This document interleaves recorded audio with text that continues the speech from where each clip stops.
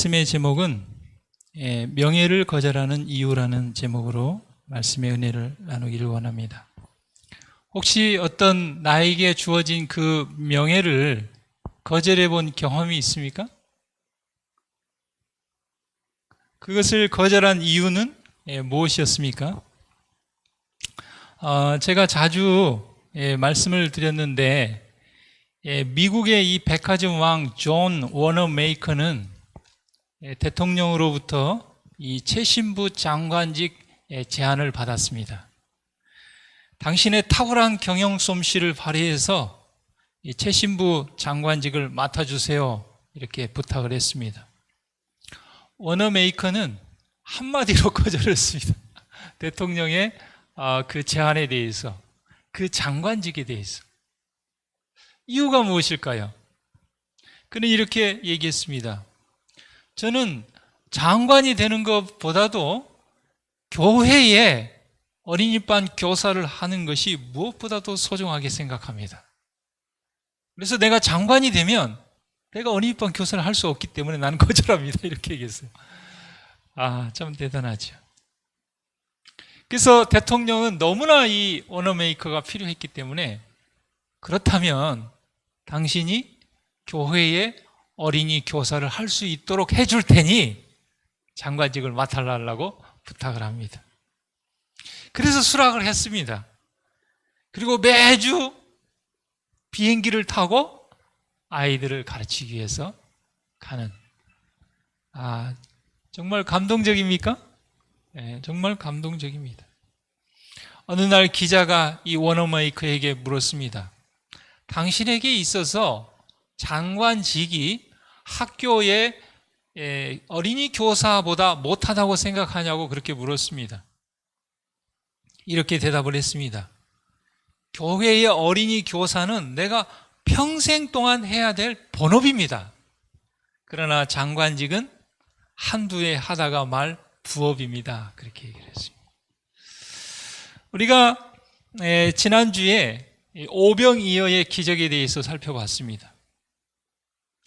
예수님께서 거의 10,000명이나 되는 그 사람들을 떡 5개와 물고기 2마리를 통해서 먹이셨습니다. 그곳에 참석한 제자들과 모든 사람들이 정말 이분은 지금까지 우리가 기다렸던 선지자다. 이분을 통해서 우리나라가, 이스라엘 나라가 다시 솔로몬 때의 그 영광을 다시 회복하고 로마의 속국에서 벗어나고 우리의 간절한 소망과 소원들을 원하는 것을 다 이룰 수 있겠다. 굉장히 흥분을 했습니다. 그런데 예수님께서는 마태복음 14장 22절에 보면 그 모인 무리들을 다 흩어서 집으로 보냅니다. 그리고 제자들을 강 건너로 또 보냅니다. 성경에는 이렇게 기록하고 있습니다. 예수께서 즉시 제자들을 재촉하사 자기가 무리를 보내는 동안에 배를 타고 앞서 건너편으로 가게 하시고 무리를 보내신 후에 기도하러 따로 산에 올라가시다. 저물매 거기 혼자 계셨다. 그렇게 성경은 이야기하고 있습니다. 예수님께서 왜 예수님을 지지하고 했던 그 사람들을 흩어버렸는가?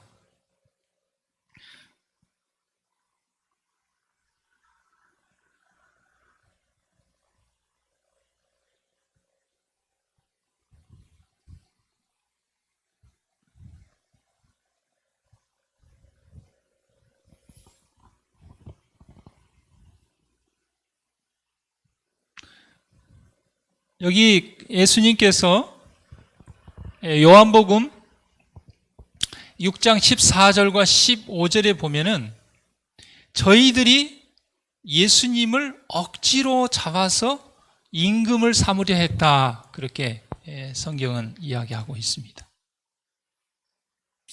지금까지 예수님과 같은 그런 놀라운 역사를 이룬 사람은 없었습니다. 정말 광야에서 만나의 기적을 베풀었던 그 역사가 다시 일어난 것 같았어요. 그래서 거기에 모인 군중들과 제자들은 정말 흥분했습니다. 그래서 그 오병이어의 그 기적을 보고, 그 표적을 보고, 세상에 이 분과 같은 선지자가 어디 있겠는가?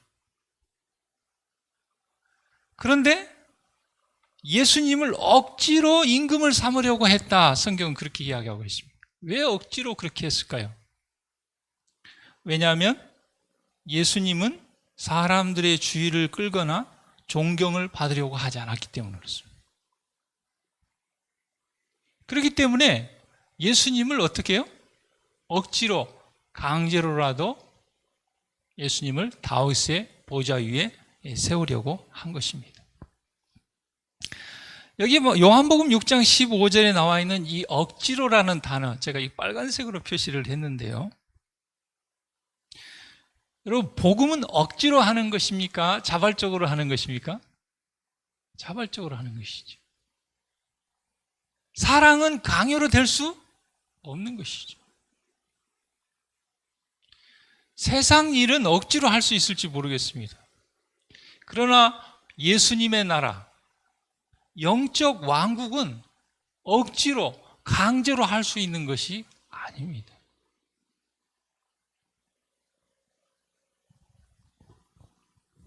그런데 여기서 지금 그 모인 그 무리들과 제자들이 예수님을 억지로라도, 강제로라도 임금으로, 왕으로, 다윗의 보좌로에 세우려고 했다는 것은 그들의 마음 가운데 뭐가 있었다는 거예요? 욕심이 있었다는 것이죠. 하나님의 섭리와 뜻을 기다리기보다는 어때요?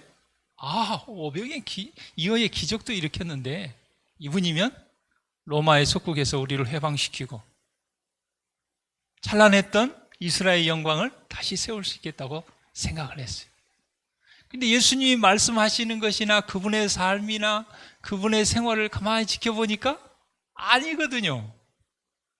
예수님은 명예를 탐하지도 아니하시고 돈을 추구하지도 아니하시고 쾌락을 추구하지도 아니하시고 오직 영혼들이 구원을 받고 그들이 평안과 안식을 얻는 것, 오직 그것만 생각하시거든요. 예수님 자신을 위한 것을 생각하지 않거든요. 그러니까 어떻게 해요? 억지로라도 강제로라도 예수님을 임금으로 삼으려고 했다 그랬습니다. 근데 그런 모든 것을 예수님은 아셨다는 것입니다. 우리가 야고보서 1장 14절과 15절에 보면 사람이 시험을 받는 것은 욕심에 끌려 미혹됨이니 욕심이 잉태한 즉 죄를 낳고 죄가 장성한 즉 사망을 낳는다. 겸손하게 하나님의 뜻을 기다리기보다는 욕심에 이끌려 할 때에 오히려 그것이 죄를 낳고 그것이 사망에 이르게 하는 것입니다. 예수님께서 왜 거절하셨는가? 만약에 이러한 운동이 어떠한 결과를 초래할지를 예수님께서는 아셨어요. 여러분, 우리가 어떤 선택을 하면 그 선택에 대한 결과가 어떻게 될지 생각해 봅니까? 안 해봅니까? 생각해 봐야 됩니다. 내가 이 선택을 하면 이 선택에 대한 결과가 어떻게 될지. 자, 워너메이커는 그걸 생각한 겁니다. 대통령이 장관직 하러 오니까 덜컥 이렇게 하지 않았다고 말이에요. 좋다고 말이죠. 대통령이 신임을 받고 장관이 되는 거 얼마나 좋습니까? 그런데 그 선택을 했을 때 그는 그에게 주어진 교회의 어린이반 교사를 할 수 없다는 걸 그는 알게 된 거예요. 이것을 얻기 위해서 이것을 잃어버릴 수밖에 없다는 것을 생각한 것이죠. 그래서 거절을 한 겁니다. 예수님도 마찬가지입니다. 예수님께서 그 청중들과 제자들이 예수님을 왕으로 추대했을 때 그들의 권유를 따랐을 때 그때 어떤 결과가 나올지를 예수님은 예측하고 생각한 겁니다. 그런데 우리는 지혜롭지 못하게 분별력이 없이 뻔히 그 선택을 하면 영적으로 손해를 볼 줄을 알면서 그 선택으로 가는 경우가 얼마나 많습니까?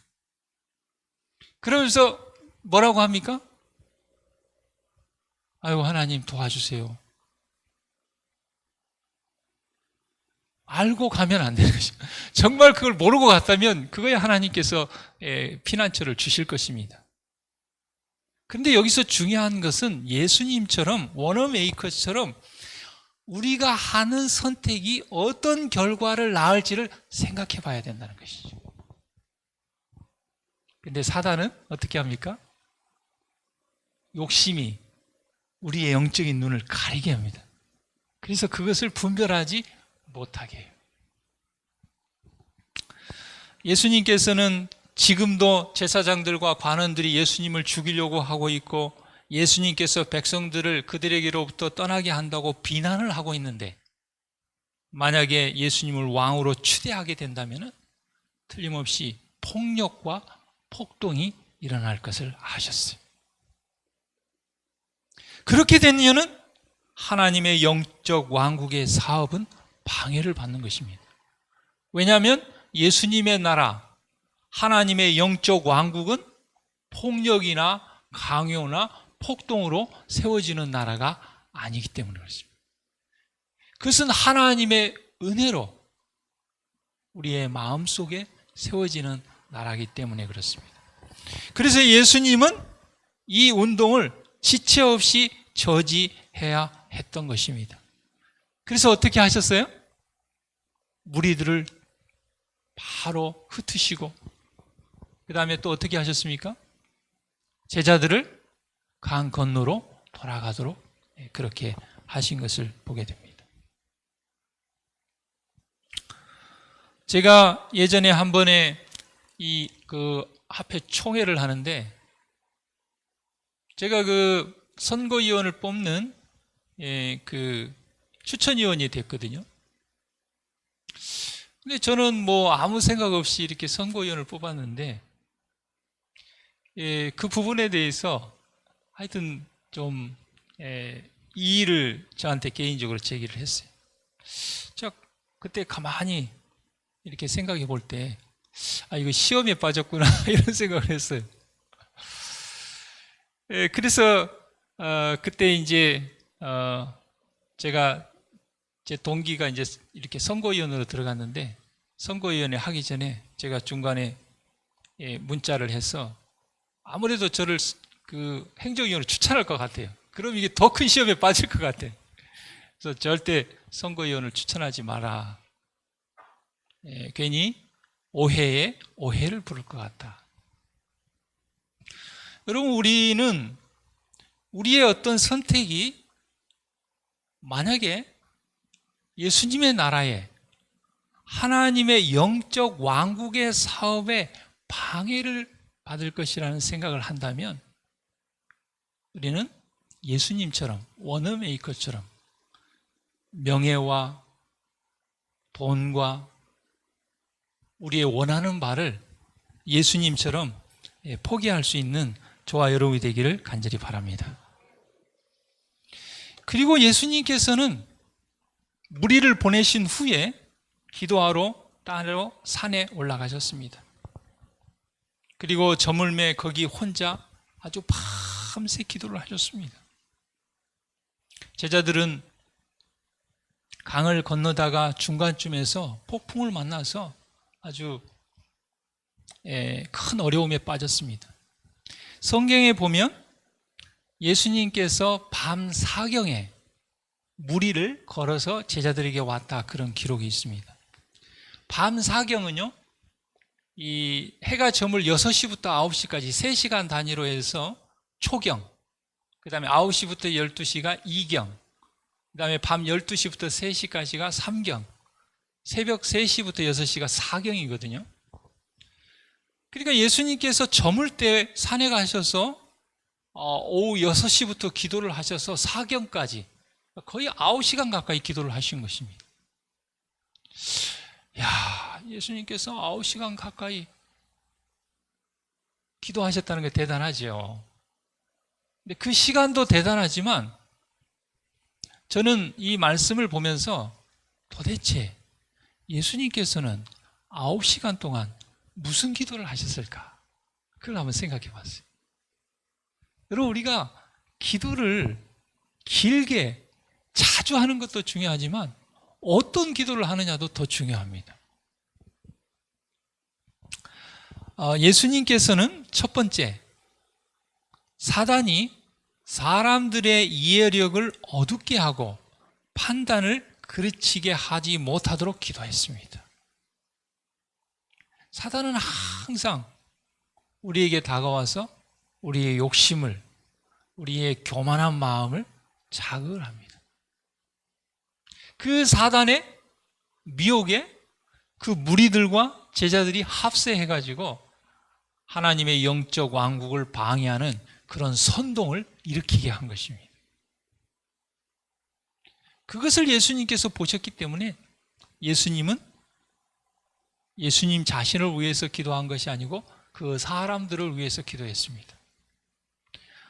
그들에게 성령께서 역사해서 그들의 지력과 판단력을 깨우쳐 주시고 복음에 대한 일의 이해력을 넓혀달라고 예수님께서 아주 간절히 기도했습니다. 사랑하는 성도 여러분, 예수님께서 기도하신 것처럼 그렇게 기도할 수 있는 저와 여러분이 되기를 바랍니다. 먼저는 우리가 성령을 받아서 우리의 이해력이 어두워지지 아니하고 판단이 그르쳐지지 않도록 기도할 것이며, 또 우리 주위에 있는 영혼들, 사단의 소나기에 붙들 수 있는 그 영혼들을 위해서 간절히 기도해 주시기를 바랍니다. 두 번째, 예수님께서 기도한 것은 뭐냐면 하나님의 거룩한 사명의 본질을 드러낼 수 있는 능력을 얻기 위하여 기도하셨다고 그랬습니다. 제가 이렇게 목회를 하면서 이제 영혼을 만나면 이제 성경을 공부를 하잖아요. 성경을 가르치잖아요. 근데 제일 힘들 때가 언제냐면 성경을 다 공부를 했어요. 그런데 예수님을 영접하지 않는 거예요. 참 얼마나 안타까운지. 그 영혼에 대한 안타까움을 넘어서서 나의 능력 없음에 대하여, 나의 부족함에 대하여, 나의 연약함에 대하여 아주 실망과 좌절감을 느낄 때가 있습니다. 다시 말하면 이 복음은 우리의 힘으로 전파되는 것이 아닙니다. 하나님의 능력으로 하는 것입니다. 그걸 아시기 때문에 예수님께서 어떻게 하셨어요? 복음의 사명의 본질을 드러낼 수 있는 능력을 달라고 기도한 것입니다. 그리고 세 번째, 예수님께서는 이 제자들을 위해서 기도하셨습니다. 제자들은 세상의 권력과 명예를 여전히 원하는 그런 마음을 가지고 있었습니다. 그래서 예수님께서 정말 제자들에게 복음의 본질을 제대로 깨달아 알게 해달라고 예수님께서 아주 간절히 기도하셨습니다. 왜냐하면 이제 예수님이 곧 십자가의 길을 걸어가시고 이 지상을 떠나 하늘로 가셔야 되며 이제 모든 복음을 이제 제자들이 이제 해야 될 텐데 아직도 제자들이 복음의 본질을 알지 못하고 여전히 세상적인 것을, 세상의 명예를 추구하고 있는 것을 볼 때 예수님은 너무나 고통스러웠다고 그랬습니다. 너무나 고통스러웠어요.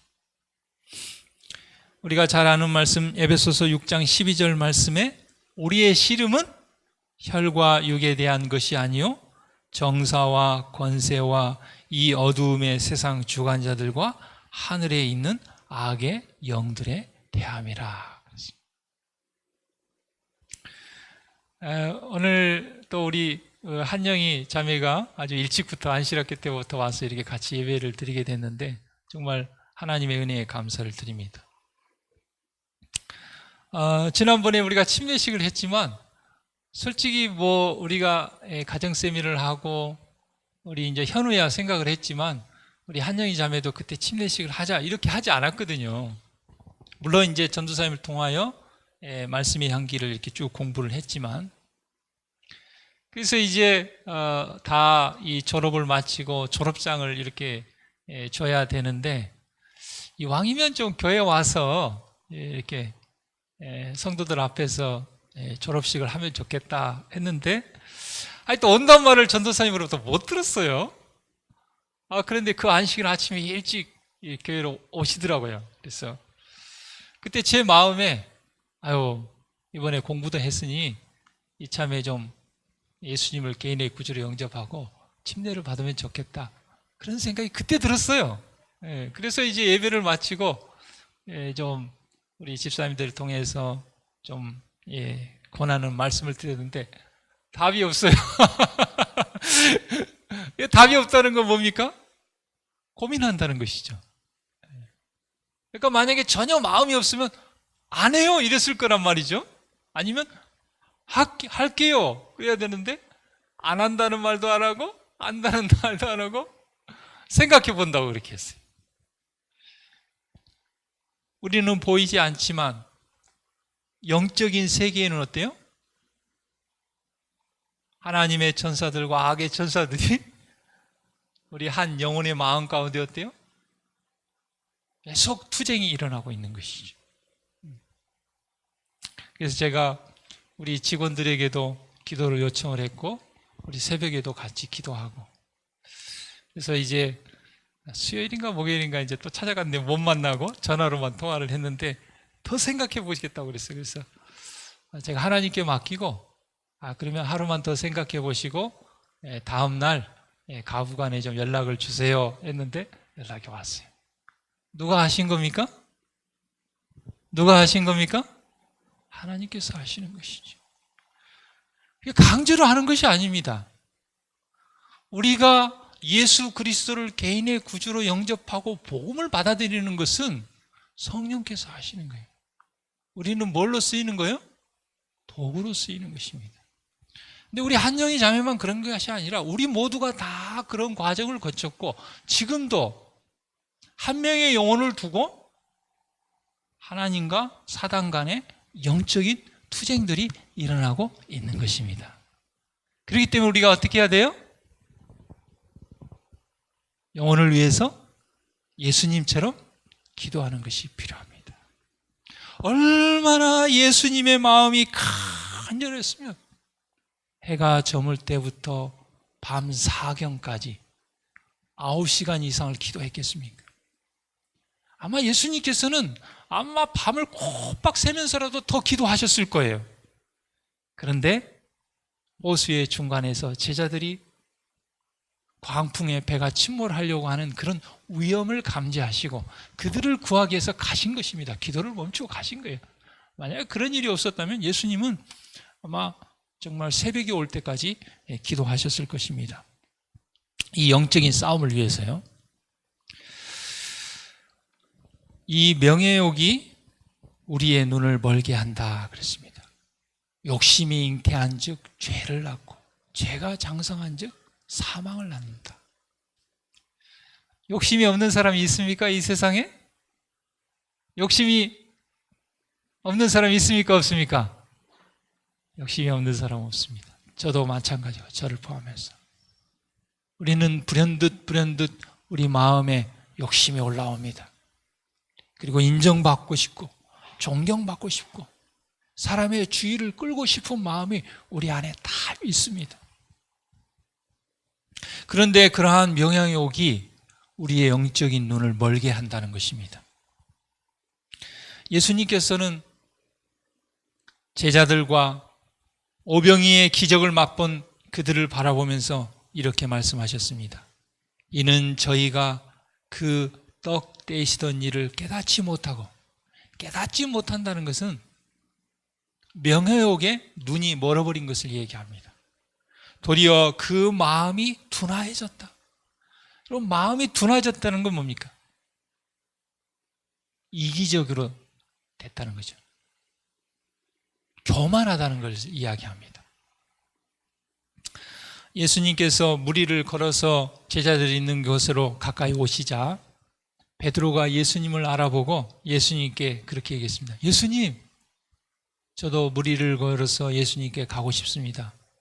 그래, 너도 그렇게 할 수 있다. 베드로가 예수님처럼 무리를 걸어서 예수님께 갔습니다. 베드로의 능력이 아닙니다. 예수 그리스도의 은혜와 능력으로 그는 무리를 걸어서 예수님께 갔습니다.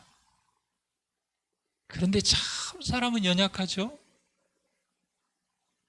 베드로의 마음 가운데 무슨 생각이 들었어요?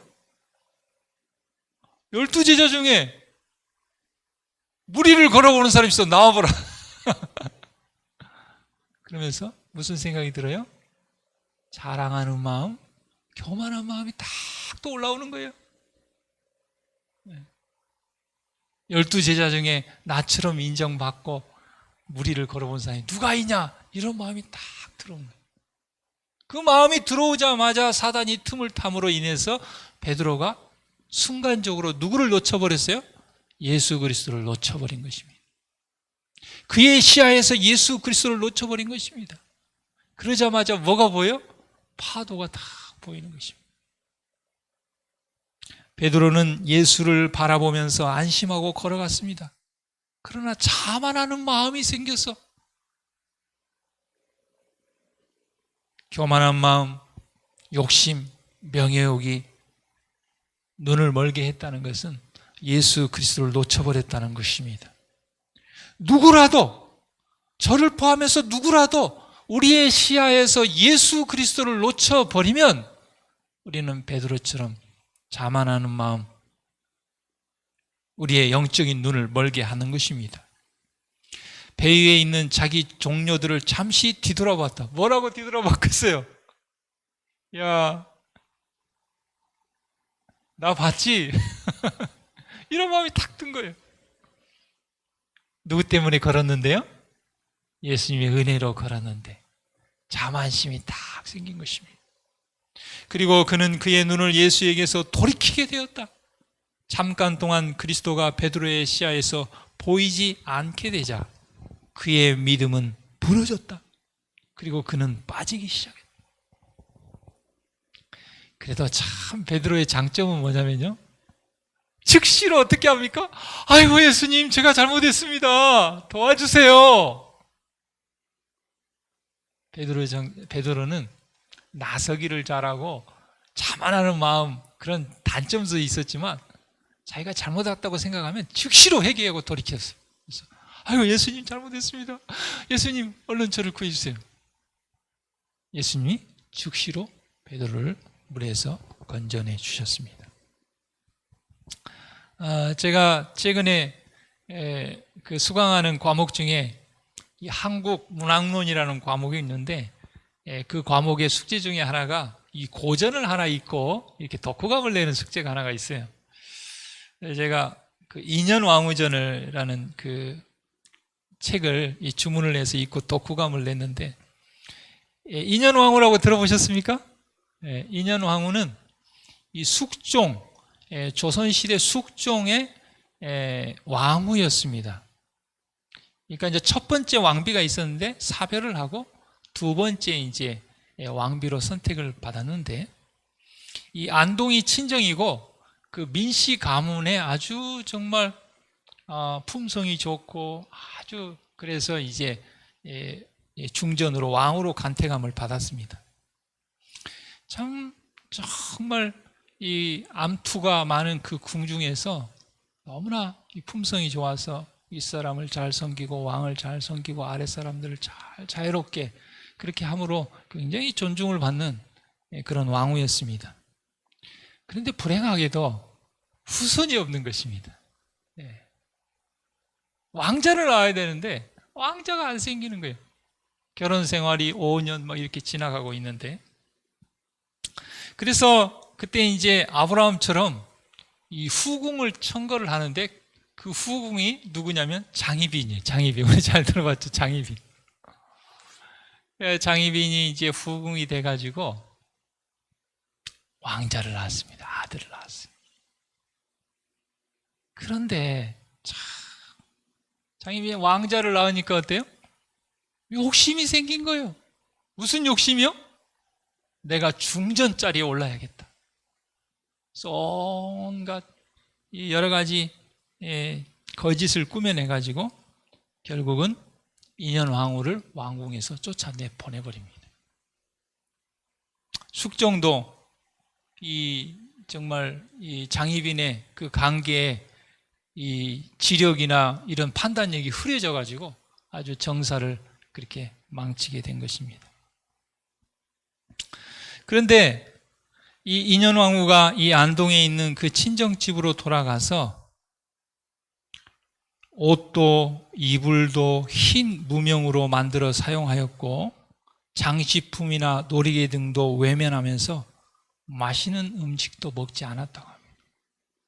분명히 비록 쫓겨났지만 친정으로부터 여러 가지 도움을 받을 수 있었거든요. 그런 것을 다 외면했어요. 어찌됐건 내가 왕궁에서 쫓겨난 죄인인데 어찌 그런 것을 받을 수 있겠느냐. 일부러 거절한 겁니다. 책에 이렇게 기록되어 있습니다. 신세가 더 구차해지고 쓸쓸해졌어도 왕후는 기품을 잃지 않았으며 침착하기만 하였다. 야, 신세가 구차해지고 쓸쓸해졌음에도 불구하고 왕후는 뭘 잃지 않았다고요? 기품을 잃지 않고 침착했다. 그 모습을 보며 궁녀들은 더욱더 왕후를 우러러보게 되었다. 그랬어요. 나중에 이제 숙종이 자기의 잘못을 깨우칩니다. 정말 이 선한 왕비를 내쫓은 걸 나중에 깨닫게 됩니다.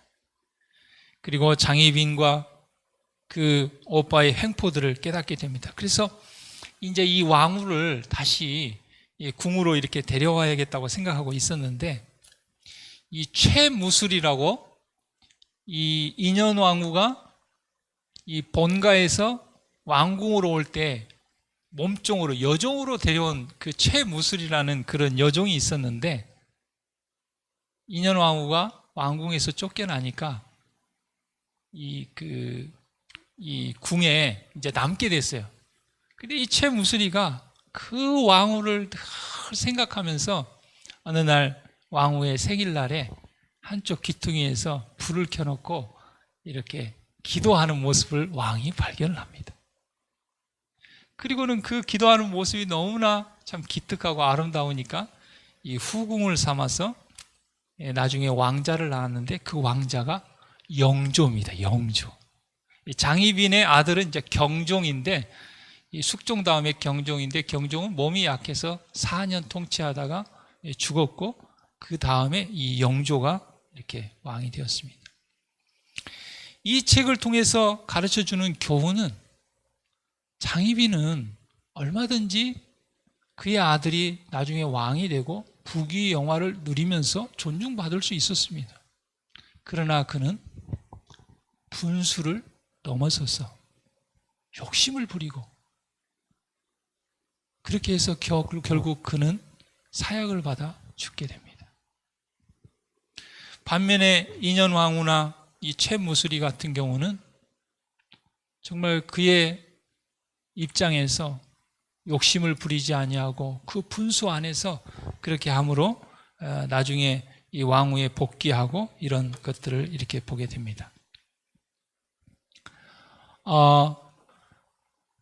우리가 이 베드로를 통해서 우리가 알게 되는 것처럼 그는 정말 그 교만한 마음, 자만한 마음이 그를 목숨을 잃을 뻔한 그런 위기에 놓였다가 다시 예수 그리스도를 바라보고 회복을 하게 되는 것을 보게 됩니다. 우리는 우리의 눈을 구주께 고정시키는 대신에 베드로처럼 파도를 쳐다본다. 우리의 환경을 쳐다보고 우리의 발걸음은 미끄러지고 교만한 물결은 영혼을 뒤덮는다 그랬습니다. 우리는 언제나 하나님의 능력을 의지함으로써만 안전할 수 있다. 우리는 언제만 안전할 수 있다고요? 하나님의 능력을 의지함으로만 완전할 수 있다. 시험의 폭풍 가운데서 베드로는 자신을 전혀 믿지 아니하고 구주께 의지할 때만 안전하게 행할 수 있었다. 베드로가 약하였던 것은 자신을 강하다고 생각한 바로 그 점이다.